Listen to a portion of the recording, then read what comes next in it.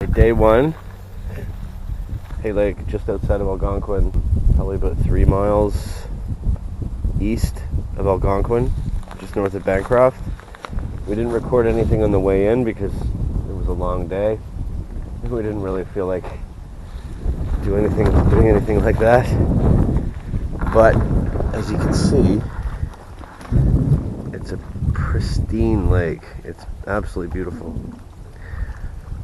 There are quite a lot of private properties on the lake, but so far we've only seen 1 or 2 boats. We've seen no paddlers, a few loons, some strange killer seagulls, which we'll explain later. Hopefully we'll get some video of them tomorrow.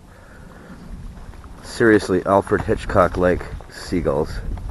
So this is a Crownland campsite, cleaner than any campsite that I've ever seen in Algonquin, as far as the lack of garbage and just cleanliness of the site. It's perfect. So there's a pre-made fire pit, great spots for tents, a countertop that somebody built, somebody who was a lot taller than I was, but it's pretty good nonetheless. There's even a privy out in the woods. Did you know that? Oh, is there? Yeah. Where? It's down the path, down that way. Lots of places to hang things up, clotheslines. And what we did today was we paddled across the bay. I have no zoom here, but it's right about the center of the field of view here. And there's a big rock it's got to be 12 feet deep of water. A big rock that you can jump off of. Just a beautiful spot. So we're getting a lot more video in the next few days. Okay, so we just paddled another few kilometers to see if we can find a new site, and it looks like we have. We came a long way. We found this giant rock formation, and I haven't even looked up here yet or around the point, so we're seeing what I'm seeing, and we're hoping that this is the Crownland campsite that was listed on the map. From the look of the land, and it is. I see a fire pit. This is a far superior site than the one we had before. We've only been there one night, and I think with 2.5 hours of sunlight left, we're going to paddle back, pack up our camp, and move here, because this is beautiful.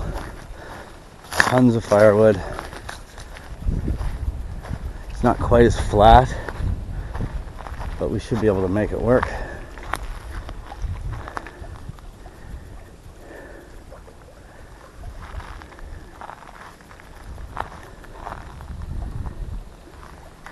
This is definitely it.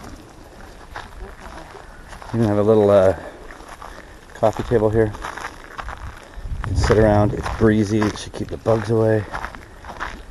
And lots of places to swim.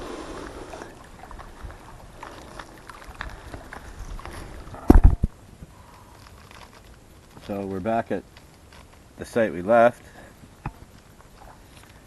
Yeah, that site didn't turn out to be as magical as it looked.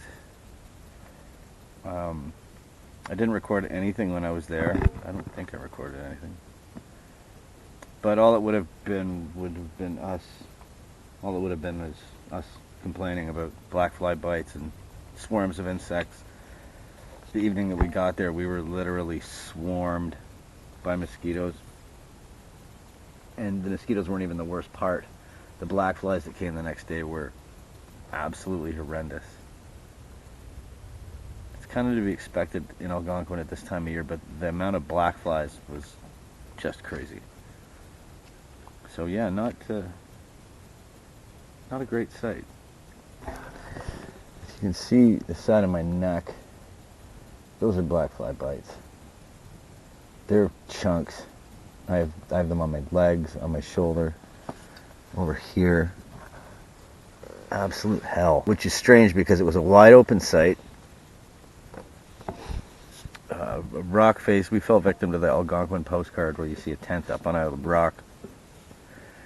And it just looks like that picturesque site. Do not go to those sites. There's a reason you never actually see tents on them. Yeah, it looked beautiful. It was a great place to swim and watch the sunset, but we were spending so much time fighting off black flies it wasn't even worth it. And we come back to this dense little island, and there's a few mosquitoes, but nothing. We haven't been able, the entire time we were over there, we weren't able to sit this long. Just the length of time I'm doing this video, we weren't able to sit in one spot for this long. So we'll finish the videos here, back at the site we never should have left.